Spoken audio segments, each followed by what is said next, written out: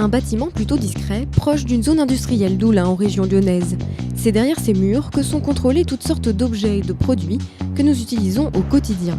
Cette unité, dédiée aux cosmétiques, s'intéresse aujourd'hui à des dentifrices et des solutions de blanchiment dentaire.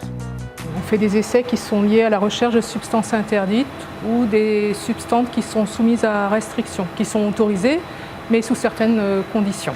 On a pu comptabiliser donc 13% de peroxyde d'hydrogène dans la seringue. C'est très supérieur au seuil réglementaire autorisé. On va rédiger un rapport d'essai qui reprend donc les résultats de l'analyse, qui interprète le résultat selon la réglementation des produits cosmétiques et on transmet le rapport au service, aux clients.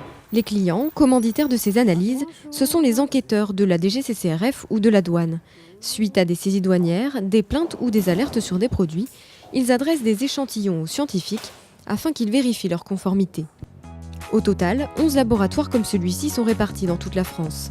Ils font partie du SCL, le service commun des laboratoires, qui chaque année traite près de 60 000 demandes. C'est un service à compétence nationale qui a pour vocation de répondre de manière scientifique, technique, aux différentes demandes des services d'enquête.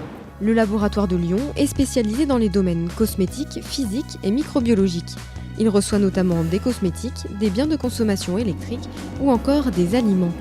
Les produits livrés sont triés dans une salle logistique par ordre de priorité.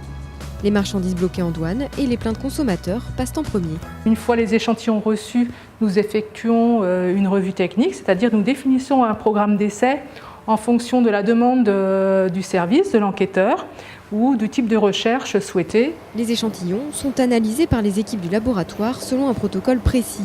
Les résultats sont interprétés par les ingénieurs en fonction de la réglementation concernée. Ils peuvent ainsi déclarer la non-conformité d'un produit et entraîner son retrait du marché en l'état. Sur l'activité du laboratoire de Lyon, on a un taux de non-conformité qui voisine pour tout ce qui est le produit non alimentaire du 30%. On peut avoir des non-conformités par la présence de molécules néfastes ou d'un produit dangereux, mais on a aussi des non-conformités d'information aux consommateurs. Le service commun des laboratoires a fêté ses 10 ans en 2017.